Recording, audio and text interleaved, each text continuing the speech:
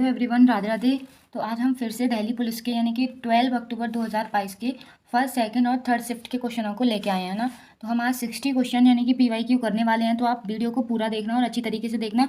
और मैं चाहती हूँ कि अगर आपका मन है तो प्लीज़ साथ के साथ अगर आप अपने शॉर्ट तरीके से कैसे भी नोट्स बनाते जाएँ तो अच्छा रहेगा, क्योंकि आप एक बार उन्हें रिवाइज भी कर सकते हो, क्योंकि प्रीवियस ईयर हमारे लिए बहुत ज़्यादा ज़रूरी होते हैं। वहाँ से हमें सिलेबस का पता चल जाता है कि क्वेश्चन कैसे आ रहे हैं। तो इसीलिए आप अपने नोट्स भी बना सकते हैं, है ना। और मैं टेलीग्राम ग्रुप में मैं इसकी पीडीएफ डाल दूंगी, तो आप वहाँ से डाउनलोड करके अपनी प्रैक्टिस भी कर सकते हैं। तो स्टार्ट करते हैं।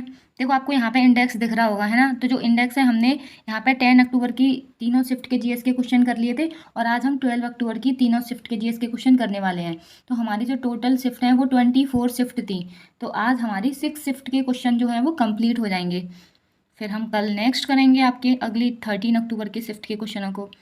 तो चलो आज हम स्टार्ट करते हैं।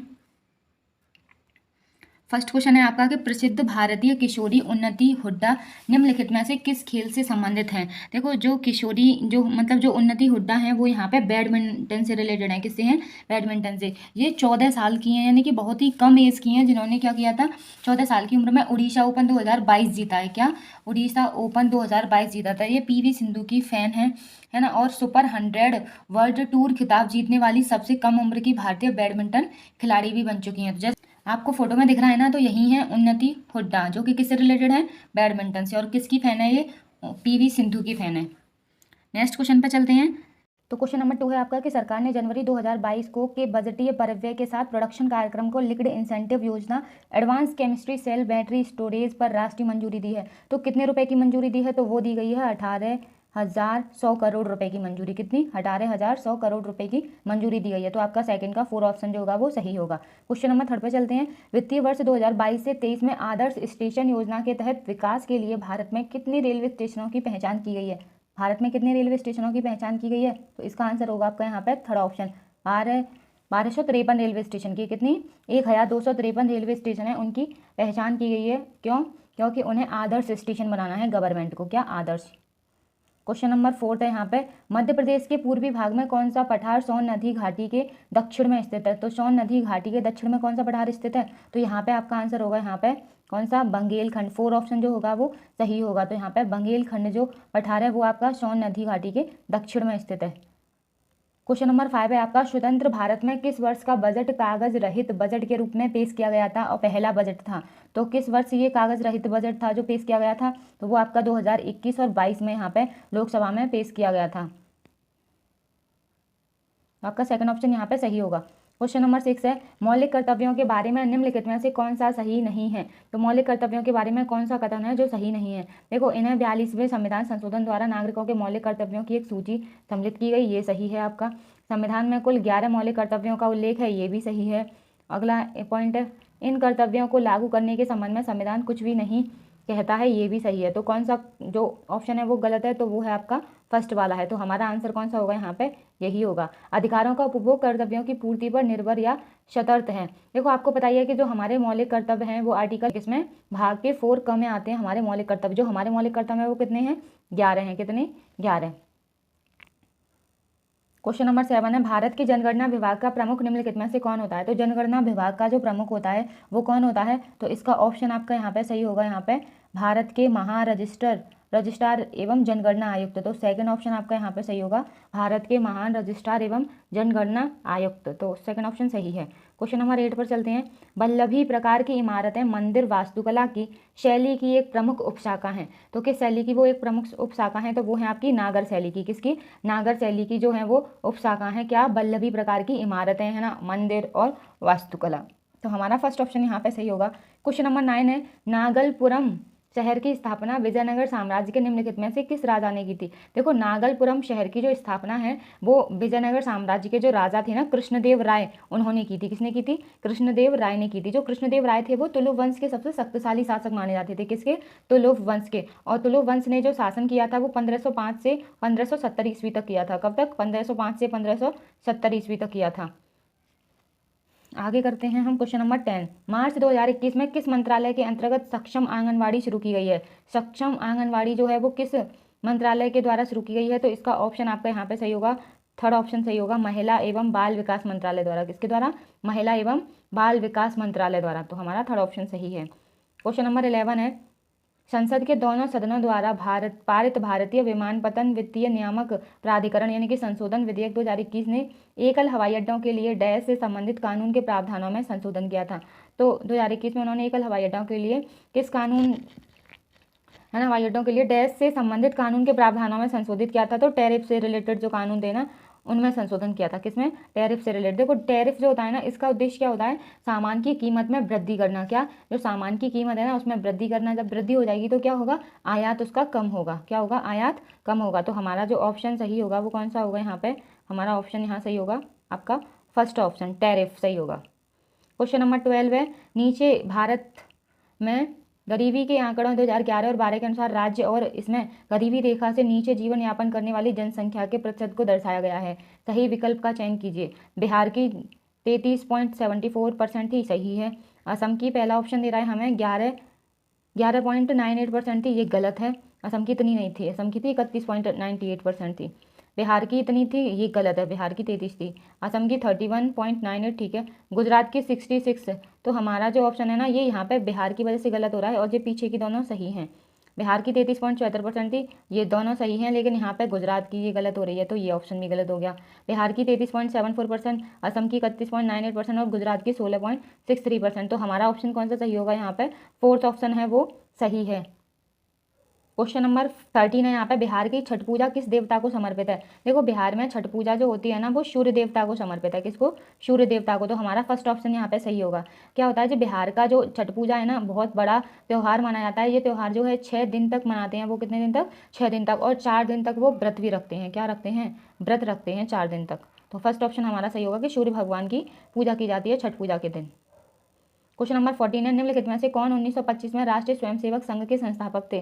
तो राष्ट्रीय स्वयंसेवक संघ के जो संस्थापक थे वो थे आपके केशव बलराम हेडगेवार के। कौन थे? केशव बलराम हेडगेवार थे। तो आपका सेकंड ऑप्शन यहाँ पे सही होगा। क्वेश्चन नंबर 15 है, 15 मार्च 2021 में पारित किए गए राष्ट्रीय अवसंरचना वित्त पोषण और विकास बैंक अधिनियम 2021 के अंतर्गत अवसंरचना के वित्त पोषण के व्यवसाय को आगे बढ़ाने के लिए एक बैंक की स्थापना की जाएगी। इस बैंक का हेडक्वार्टर कहाँ स्थित होगा? तो इस बैंक का जो हेडक्वार्टर है वो कहाँ पे स्थित होगा आपका? तो वो होगा आपका मुंबई में। कहाँ पे? मुंबई में स्थापित होगा। तो आपका सेकंड ऑप्शन यहाँ पे सही हो जाएगा। क्वेश्चन नंबर 16 है, हिंद स्वराज के लेखक का नाम क्या है? तो हिंद स्वराज के जो लेखक हैं वो कौन है यहाँ पे? तो वो है आपके M.K. गांधी। कौन है? M.K. गांधी। आपका यहाँ पे सेकंड ऑप्शन है वो सही होगा, M.K. Gandhi, Hind Swaraj. Question number 17 है, 1977 की औद्योगिक नीति के अनुसार नगरों में जनसंख्या के कितने दहलीज स्तर सुनिश्चित किए गए जिससे लघु क्षेत्र स्थापित किए जा सकें? तो 1977 में कितनी औद्योगिक नीति के अकॉर्डिंग मतलब दहलीज स्तर सुनिश्चित किए गए हैं? तो वो आपके यहाँ पे किए गए थे 50,000 से कम किए गए थे। कितने से? 50,000 से कम। तो आपका थर्ड ऑप्शन यहाँ पे सही हो जाएगा। क्वेश्चन नंबर 18 है, ढिमसा डैश राज्य में किया जाने वाला एक लोक नृत्य है। जो ढिमसा है वो किस राज्य का लोक नृत्य है? तो वो है आपका आंध्र प्रदेश का। कहाँ का है? आंध्र प्रदेश का। तो हमारा यहाँ पे थर्ड ऑप्शन जो है वो सही हो जाएगा। जो ढिमसा है वो कहाँ का डांस है? तो वो है आपका आंध्र प्रदेश का। क्वेश्चन नंबर 19 है, सकल राजकोषीय घाटा और शुद्ध ब्याज देनदारियों के बीच के अंतर को किस नाम से जानते हैं? तो सकल राजकोषीय घाटा है ना, और शुद्ध ब्याज देनदारी होती है, उसको हम सकल प्राथमिक घाटा कहते हैं। क्या कहते हैं? सकल प्राथमिक घाटा। तो आपका यहाँ पे थर्ड ऑप्शन जो है वो सही है। क्वेश्चन नंबर 20 है, जुलाई 2022 में गुजरात के गांधीनगर में आयोजित डिजिटल इंडिया वीक का विषय क्या था? तो डिजिटल इंडिया वीक का जो विषय था वो क्या था? तो वो था आपका यहाँ पे कैटलाइजिंग न्यू इंडियाज डेकेड। कौन सा था? तो सेकंड ऑप्शन आपका यहाँ पे सही था, कैटलाइजिंग न्यू इंडिया, है ना, डेकेड। क्या था? कैटलाइजिंग न्यू इंडिया डेकेड था। इंडिया वीक का विषय किसका था? India week. तो हमारा सेकंड ऑप्शन यहाँ पे सही है। तो अब हमने फर्स्ट शिफ्ट के 20 क्वेश्चन कर लिए हैं, अब हम करने वाले हैं सेकंड शिफ्ट के, है ना। तो सेकंड शिफ्ट स्टार्ट करते हैं। देखो यहाँ पे क्वेश्चन नंबर 1 दिया है कि मणिपुर में वर्ष 2022 के विधानसभा चुनाव कितने चरणों में संपन्न हुए? तो मणिपुर में वर्ष 2022 में जो चुनाव हुए थे वो कितने चरणों में कंप्लीट हुए थे? तो वो आपके यहाँ पे हुए थे 2 चरणों में। कितने चरणों में? 2 चरणों में हुए थे। तो हमारा यहाँ पे फर्स्ट ऑप्शन जो होगा वो क्या होगा? सही होगा। अगले क्वेश्चन पर चलते हैं। क्वेश्चन नंबर 2 है, राज्य ने सरकारी, निजी, शैक्षणिक है ना संस्थानों और निजी खेल संस्थानों में स्पोर्ट्स नर्सरी स्थापित करने के लिए खेल नर्सरी योजना 2022 और 23 शुरू की है। तो खेल नर्सरी योजना किस राज्य सरकार ने शुरू की है? तो वो आपकी की है हरियाणा ने। किसने? हरियाणा ने। देखो यहाँ पे हरियाणा की बात आ गई है, तो इसीलिए मैं कुछ बताना चाहती हूँ कि हरियाणा के जो हमारे क्या हैं पहलवान हैं, जैसे कि साक्षी मलिक हैं, विनेश फोगाट हैं, है ना, और ये हैं, तो इन्होंने मतलब उनके खिलाफ जो ब्रजभूषण है बीजेपी के नेता हैं, उनके खिलाफ एफआईआर वगैरह की थी। तो बहुत सारा इन्होंने जंतर मंतर पे काफ़ी टाइम तक, यानी कि बहुत टाइम तक इन्होंने वहाँ पे प्रोटेस्ट भी किया था। तो मेरी समझ में नहीं आता कि हमारी इंडिया की गवर्नमेंट ऐसी क्यों है, जब सब कुछ पता है उन्हें, है ना, फिर भी वो लोग, उस इंसान के पास इतनी पावर है कि कुछ भी नहीं कर पा रहे ना। तो उन्हें जेल हो रही ना एफआईआर, उनके खिलाफ कोई भी एक्शन नहीं हो रहा। खैर, नंबर हमारा है यहाँ पे 3 है, लावड़ी किस राज्य का लोकप्रिय नृत्य है? तो जो लावड़ी है वो किस राज्य का लोकप्रिय नृत्य है? तो वो है आपका महाराष्ट्र का। कहाँ का है? महाराष्ट्र। तो हमारे यहाँ पे 3rd ऑप्शन जो है वो सही होगा। क्वेश्चन नंबर 4 पे चलते हैं। ह्यूम ने भारत के निम्नलिखित में से किस वायसराय से भारतीय राष्ट्रीय कांग्रेस के पहले अधिवेशन की अनुमति ली थी? तो किस वायसराय से ली थी? तो उन्होंने ली थी लॉर्ड डफरिन से। किससे ली थी? लॉर्ड डफरिन से। देखो आपको यहाँ पे पहला अधिवेशन आपको पता ही है, उसकी अध्यक्षता किसने करी थी? तो व्योमेश चंद्र बनर्जी ने की थी 1885 में, है ना, जो कहाँ पे हुआ था? मुंबई में हुआ था। कहाँ पे? मुंबई में हुआ था। गोपाल दास जो कॉलेज था वहाँ पे, संस्कृत कॉलेज। ए.ओ. ह्यूम जो थे वो कौन थे? वो हमारे जो कांग्रेस है उसकी स्थापना किसके द्वारा की गई थी? तो ए.ओ. ह्यूम के द्वारा ही की गई थी। उस टाइम पे इन्होंने भारतीय जो राष्ट्रीय कांग्रेस के टाइम पहले अधिवेशन के टाइम पे इन्होंने लॉर्ड डफरिन से क्या ली थी? अनुमति ली थी। तो हमारा फर्स्ट ऑप्शन यहाँ पे सही होगा। क्वेश्चन नंबर 5 है, भारत की केंद्र सरकार द्वारा 14 नवंबर 2004 को शुरू किए गए NFWP का पूर्ण रूप क्या है? तो NFWP का फुल फॉर्म क्या है? तो यहाँ पे इसकी जो फुल फॉर्म है वो है आपकी national food for work programme. क्या है? National food for work programme. तो हमारा यहाँ पे 2nd ऑप्शन जो है वो यहाँ पे सही होगा, national food for work programme. Question number 6 है, निम्नलिखित में से कौन संघ कार्यकारिणी का संवैधानिक प्रमुख होता है? तो कौन होता है संवैधानिक प्रमुख? तो ये भी आपको पता है, तो कौन है वो? प्रेसिडेंट होते हैं। कौन होते हैं? प्रेसिडेंट होते हैं हमारी संघ कार्यकारिणी के संवैधानिक प्रमुख। आपको पता ही होगा प्रेसिडेंट जो है वो हमारे किस आर्टिकल के अंदर आते हैं? तो जो प्रेसिडेंट का जो पद है वो आर्टिकल आपका 52 के अंतर्गत आता है। किसके? 52 में राष्ट्रपति के पद के बारे में बताया गया है। क्वेश्चन नंबर 7 है, नालंदा महाविहार की स्थापना निम्नलिखित में से किस राजा ने की थी? तो नालंदा महाविहार की जो स्थापना की गई थी वो किस राजा द्वारा की गई थी? तो वो की गई थी आपके यहाँ पे कुम्हारगुप्त द्वारा। किसके द्वारा? कुम्हारगुप्त द्वितीय के द्वारा की गई थी। तो यहाँ पे आपका 3rd ऑप्शन जो है वो सही होगा। क्वेश्चन नंबर 8 है, मुद्रा की सट्टा मांग और ब्याज दर के बीच क्या संबंध है? देखो मुद्रा की सट्टा मांग, है ना, और ब्याज दर, इसके बीच में जो संबंध होता है वो कैसा संबंध है? तो वो है आपका यहाँ पे प्रतिलोमी संबंध। क्या है? प्रतिलोमी संबंध है, यानी कि इम्प्रपोर्शनल कह सकते हैं, बिल्कुल उल्टा।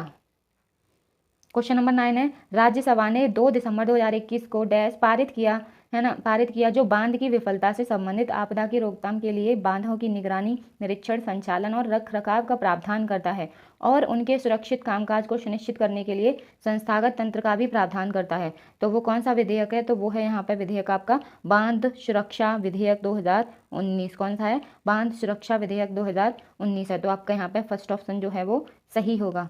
क्वेश्चन नंबर 10 है, फील पाँव को लसीका फाइलेरिया के रूप में भी जाना जाता है। यह परजीवी कृमियों के कारण होता है और डैश के माध्यम से एक व्यक्ति से दूसरे व्यक्ति में फैल जाता है। तो किसके माध्यम से? एक व्यक्ति में से दूसरे व्यक्ति में फैलता है, तो वह फैलता है हमारे मच्छरों के माध्यम से। किसके? मच्छरों के माध्यम से। कौन सा? लसीका फाइलेरिया। क्या? लसीका फाइलेरिया। क्वेश्चन नंबर 11 पर चलते हैं। क्वेश्चन नंबर 11 है, निम्नलिखित में से किसने हिंदू धर्म में व्याप्त अंधविश्वासों का विरोध किया और वेदों की ओर लौटो का नारा दिया? तो वेदों की ओर लौटो ये किसने कही थी? तो ये कही थी आपके स्वामी दयानंद सरस्वती ने। जो स्वामी दयानंद सरस्वती थे, इनका जो बचपन का नाम था ना मूल शंकर था। क्या था? मूल शंकर। और इन्होंने आर्य समाज की स्थापना की थी। किसकी स्थापना की थी? आर्य समाज की स्थापना की थी। क्वेश्चन नंबर 12 है, 2022 में निम्नलिखित में से किस राज्य में सरकार ने युवा उद्यमियों के लिए उद्यम शुरू करने के लिए 4 विज्ञान ने पार्क और 14 जिला कौशल पार्क स्थापित करने की घोषणा की है? 4 तो विज्ञान पार्क होंगे और 14 हमारे क्या होंगे? कौशल पार्क, है ना, और 4 होंगे विज्ञान पार्क। तो किस राज्य सरकार ने घोषणा की है? तो ये आपका आंसर होगा यहाँ पे केरल राज्य सरकार ने। किसने की है? केरल राज्य सरकार ने। तो 2nd ऑप्शन यहाँ पे सही हो जाएगा। क्वेश्चन नंबर यहाँ पे 13 है, सार्वजनिक क्षेत्र के उद्यमों से अर्जित लाभ और लाभांश डैश का हिस्सा होते हैं। तो जो लाभ होता है और जो लाभांश होता है तो वो किसका हिस्सा होते हैं, तो वो होते हैं आपके यहाँ पे करेतर राजस्व का। किसका? करेतर राजस्व। तो हमारा 4 ऑप्शन यहाँ पे सही हो जाएगा। क्वेश्चन नंबर 14 है, भारत में ग्रीष्म वर्षा ऋतु से शुष्क सर्दियों की स्थिति में संक्रमण का मौसम डैश में होता है, जब मानसून उत्तरी मैदानों से हटकर देश के दक्षिण भाग में प्रवेश करता है। तो उत्तरी मैदान से हटकर जब मानसून दक्षिण भाग में प्रवेश करता है तो संक्रमण का जो मौसम है वो किस महीने में होता है, तो वो होता है आपका यहाँ पे अक्टूबर नवंबर के महीने में। कब? अक्टूबर और नवंबर के महीने में। तो 4th ऑप्शन यहाँ पे सही होगा। क्वेश्चन नंबर 15 है, सितंबर 2022 में मेडिसिन फ्रॉम द स्काई परियोजना के शुभारंभ के साथ टीकों से युक्त पेलोड देने के लिए टीकों से युक्त पेलोड देने के लिए दृश्य शक्ति सीमा से परे beyond visual line of site उड़ानों को शुरू करने वाला देश का पहला राज्य कौन बना है? तो देश का पहला राज्य कौन सा बना है यहाँ पे, तो वो होगा आपका यहाँ पे 3rd ऑप्शन यानी कि तेलंगाना। कौन बना है? तेलंगाना बना है। क्या करने वाला? मेडिसिन फ्रॉम द स्काई परियोजना स्टार्ट करने वाला, medicine from the sky. Question number 16 है, नई जनता पार्टी सरकार द्वारा डैश पंचवर्षीय योजना के पूरे होने से 1 साल पहले उसे समाप्त कर दिया गया था। तो हमारी कौन सी पंचवर्षीय योजना थी जो कि 5 साल की ना होकर कितने साल की रही थी? 4 साल की रही थी। तो इसका आंसर हमारा क्या होगा यहाँ पे? 5वीं पंचवर्षीय योजना थी जो कि हमारी 5 साल की न होकर कितनी रही थी? 4 साल की रही थी। मतलब उसका जो टाइम टेबल था वो हमारा था 1974 से और 78 तक का था। 1974 से 1978 तक था। देखो इसका जो मुख्य उद्देश्य था ना वो था गरीबी उन्मूलन तथा आर्थिक आत्मनिर्भरता की प्राप्ति था। इस योजना के 20 सूत्री कार्यक्रम जो कि 1975 की शुरुआत हुई थी, है ना, और जनता पार्टी के शासन द्वारा आरंभ में इस योजना को सन 1978 ईस्वी में ही समाप्त करने का निर्णय लिया गया। किसके द्वारा? भारतीय जनता पार्टी के द्वारा, है ना। तो हमारी ऐसी कौन सी पंचवर्षीय योजना है जो कि 5 साल की नहीं रही थी, तो वो रही थी हमारी 5वीं पंचवर्षीय योजना। उसका टाइम टेबल 1974 से 1978 तक होता है।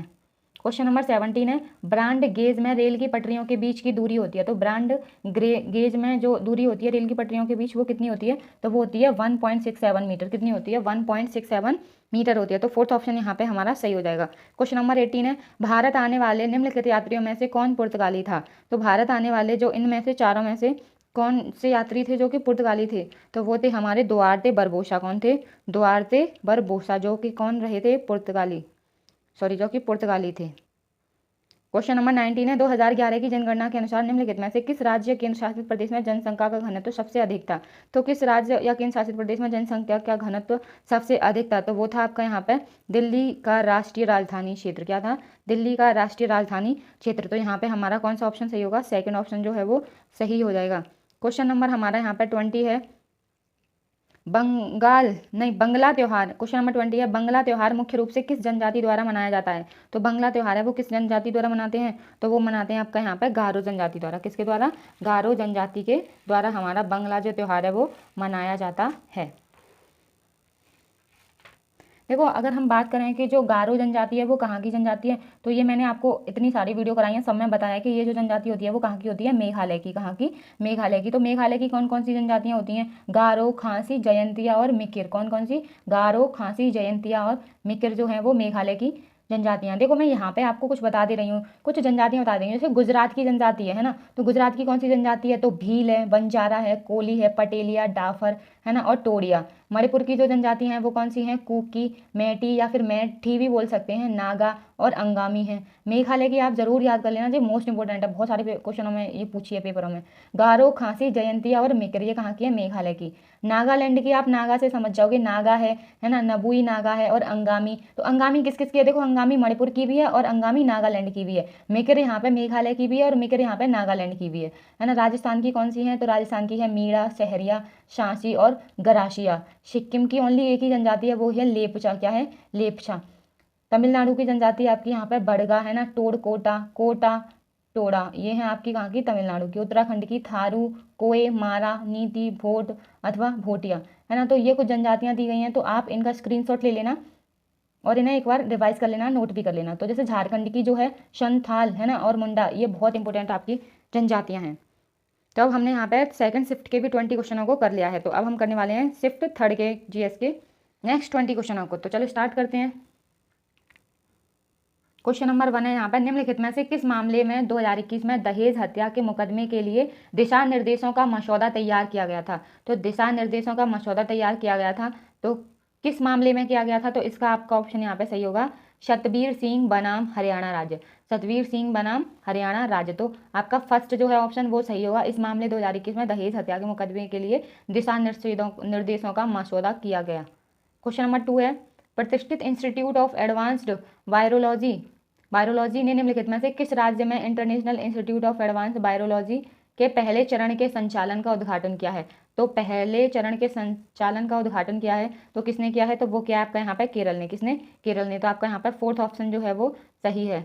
नेक्स्ट करते हैं। नेक्स्ट हमारा थर्ड क्वेश्चन है, निम्नलिखित में से कौन तारिक ए मुबारक शाही का लेखक है? तो कौन है तारिक ए मुबारक शाही का लेखक? तो इसका ऑप्शन आपका यहाँ पे सही होगा। कौन है? तो वो है हमारे यहाँ यादा सरहिंदी। कौन है? यादा सरहिंदी हैं। ठीक है, तो हमारा जो ऑप्शन है वो थर्ड ऑप्शन जो है वो सही है। नेक्स्ट पे चलते हैं। हमारा फोर्थ क्वेश्चन है, मार्च 2022 में राज्य के चुनाव में उत्तराखंड के तत्कालीन मुख्यमंत्री पुष्कर सिंह धामी निम्नलिखित में से किस निर्वाचन क्षेत्र से हार गए? देखो जो पुष्कर सिंह धामी हैं वो किस निर्वाचन क्षेत्र से हार गए हैं मार्च 2022 में? तो वो हारे थे यहाँ पे खटीमा क्षेत्र से। कहाँ से? खटीमा। तो सेकंड ऑप्शन आपका सही होगा यहाँ। क्वेश्चन नंबर 5 है, भारत के निम्नलिखित में से किस पड़ोसी ने 2005 में अपनी राजधानी बदली थी? तो 2005 में किस पड़ोसी देश ने अपनी राजधानी बदली? तो ये बदली है किसने? म्यांमार ने। किसने? म्यांमार। इसने अपनी जो राजधानी है वो चेंज की है। देखो यहाँ पे बात करें तो चीन है, चीन की राजधानी क्या है? तो बीजिंग है। भूटान की राजधानी क्या है? थिम्फू है ना। और अफगानिस्तान की राजधानी क्या है? अफगानिस्तान की शायद राजधानी काबुल है। क्या है? काबुल।